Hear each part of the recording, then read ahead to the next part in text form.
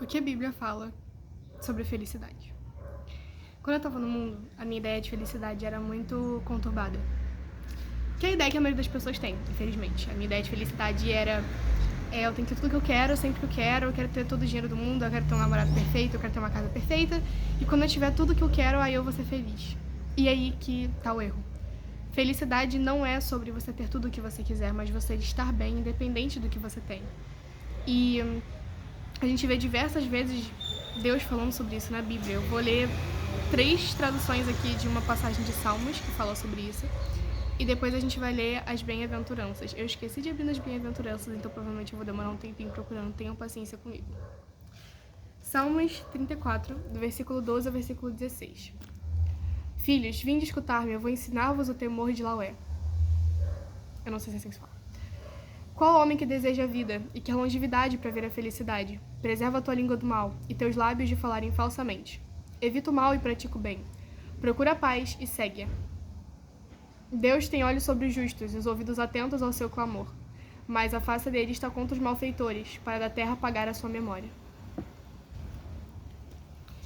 Eu vou ler agora na Bíblia na tradução que eu mais gosto, que é a que eu tenho, que é a NVT, e depois eu vou ler na Bíblia de Estudo pra gente continuar. Mesma passagem. Quem deseja ter uma vida longa e próspera?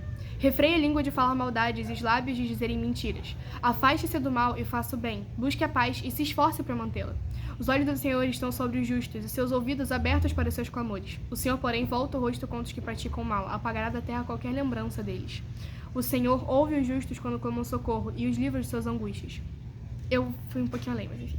O Senhor está perto dos que têm o coração quebrantado e resgata-os de espírito oprimido.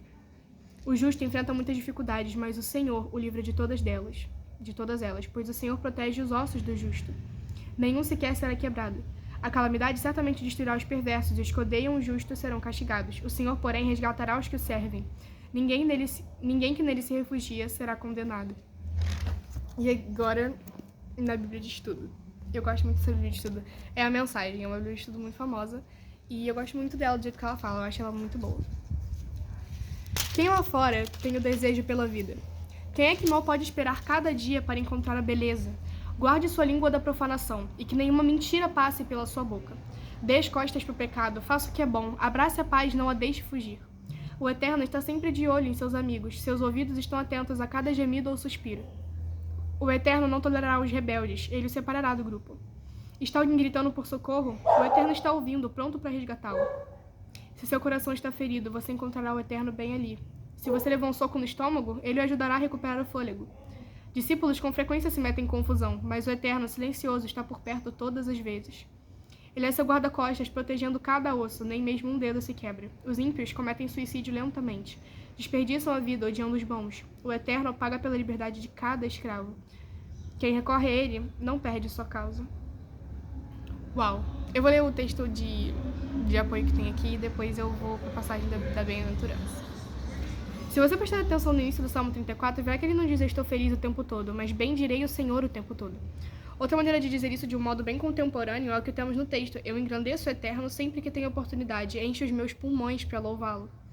Estas não são as palavras de alguém cujo humor está em constante ebulição, são as palavras de uma pessoa que simplesmente decidiu aproveitar todas as chances para dizer algo bom, uma pessoa pronta a expressar gratidão por todas as coisas.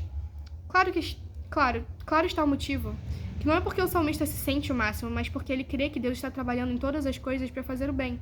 Você pensa que a vida cristã é algo que tira você das coisas do mundo e o eleva a algo mais majestoso? Se pensa isso, está na direção errada. A fé cristã nos leva mais profundamente para o centro da criação. Corpo, dinheiro, emoções, relacionamentos. Algumas das coisas que vemos são terríveis e algumas das coisas que sentimos são dolorosas. Mas é exatamente aí, no horror e na dor da vida, que descobrimos algo que transcende a todas essas coisas. No versículo 18, o salmista diz: se o seu coração está ferido, você encontrará o Eterno bem ali. O tempo em que o salmista viveu não é muito diferente do tempo em que vivemos. Tanto naquela época como agora, há uma pseudo-teologia que explica que qualquer tipo de acontecimento desagradável é sinal de castigo divino. Pode ser em forma de doença, pobreza, incapacidade ou morte. O recurso de quem sofria era evitar os deuses ou tentar barganhar com eles para se verem livres de problemas. O ministério de Jesus foi uma grande refutação a tudo isso. Ele deliberadamente considerou todos os tipos de problema e iniciou um ministério de cura aos doentes, culpados, famintos e até mesmo aos mortos. A única exigência para ser candidato a receber a ajuda de Deus é estarmos em apuros. A razão pela qual estamos em apuros não importa, seja por nossa culpa ou seja de outra pessoa. O que importa é que Deus está bem no meio dos nossos problemas, juntando os pedaços do nosso coração ferido e montando novamente. Cara, eu acho que a gente tá entendendo felicidade muito errado. E principalmente quando a gente entra na igreja. A gente pensa que agora é exatamente o que ele falou, a gente vai sair desse mundo e a gente não vai ter que lidar mais com nenhum problema de escola, nenhum problema de vida profissional, nenhum problema de relacionamento. Agora a gente virou uma espécie de super-homem e agora a gente só vive para as coisas espirituais, a gente vive no monte, a gente vive na igreja e a gente nunca mais vai ter que lidar com nada desse mundo. E é justamente o contrário. Jesus falou, eu não peço que tire eles do mundo, mas que livre do mal e das tentações. Cara, a gente tá no mundo e a gente vai sofrer coisas. Mas o segredo tá na gratidão, tá em confiar no Senhor. A felicidade não é você ter o carro dos sonhos quando você quiser. É você se sentir grato pelo carro que você tem e louvar o Senhor com isso. A Bíblia em todo momento trata a felicidade como um pilar como uma coisa que está sobre 2 pilares, que são a gratidão e o temer do Senhor. As bem-aventuranças falam isso. Eu vou abrir as bem-aventuranças aqui. Ai, graças a Deus. Não está aberto não. Peraí, deixa eu encontrar. Aqui.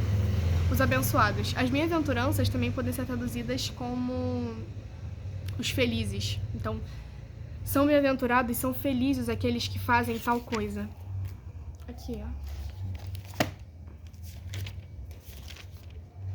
Meu Deus, minha Bíblia tá tão marcada, olha isso. Toda rabiscada, mas enfim. As bem-aventuranças. Aqui na minha tradução na NVT tá inclusive felizes.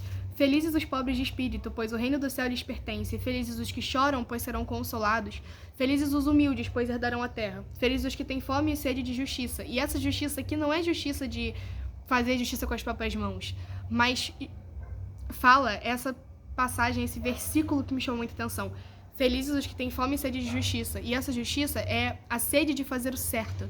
É a retidão, é o caminho do Senhor. Justiça, ele vem de um termo no hebraico que eu esqueci qual é agora, que vem de retidão.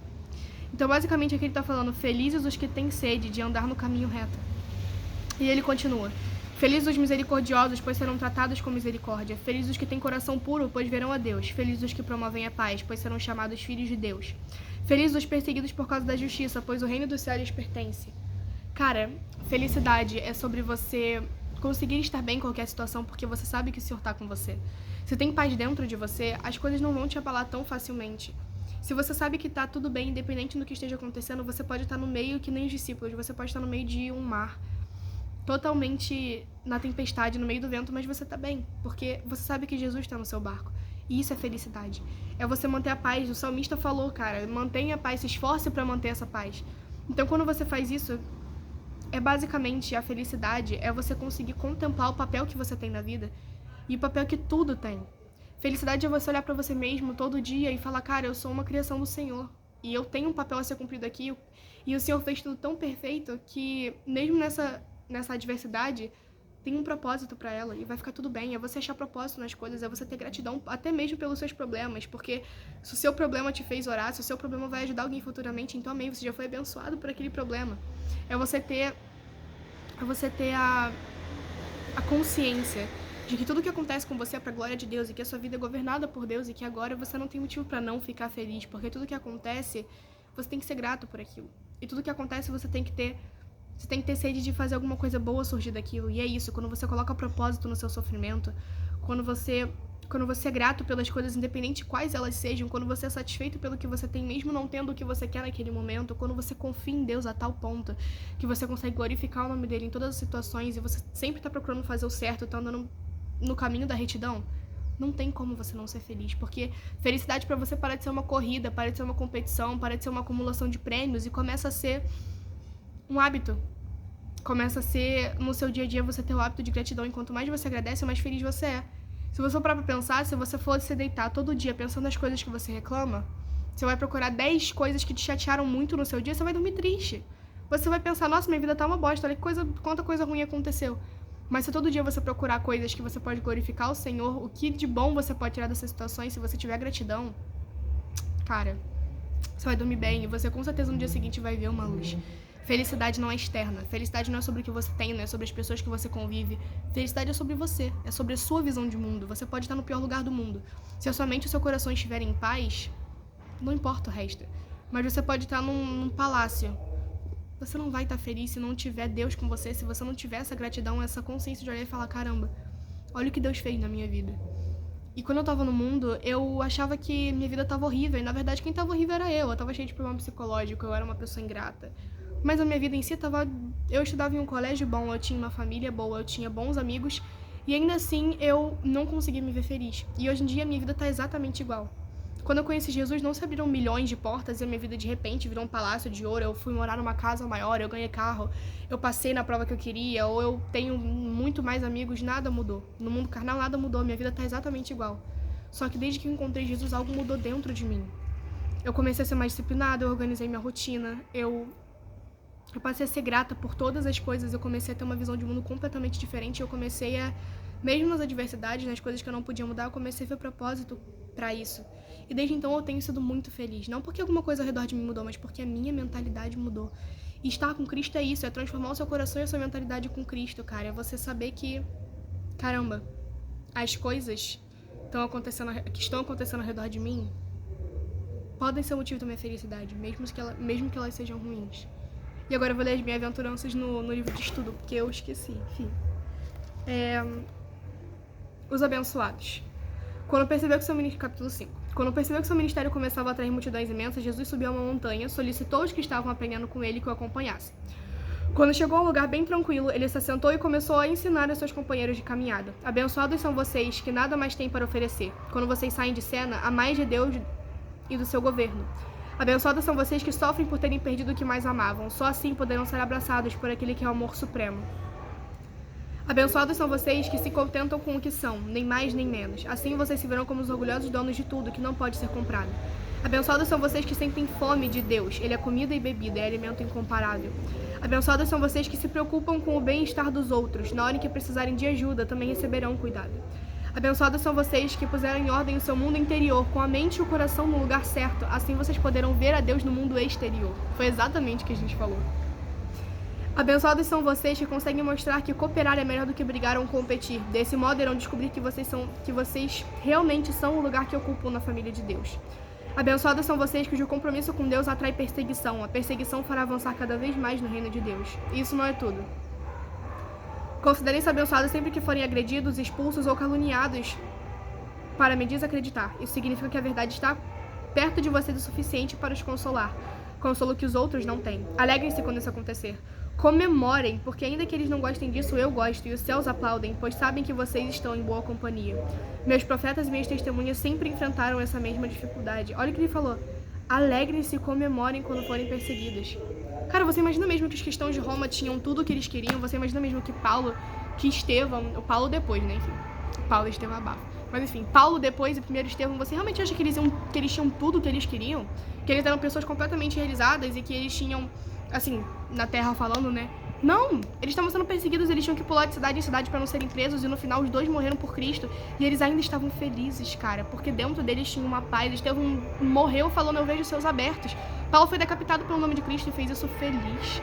Você realmente acha que isso tem algo a ver com fora? Cara, em Roma tem um carro de música, enfim.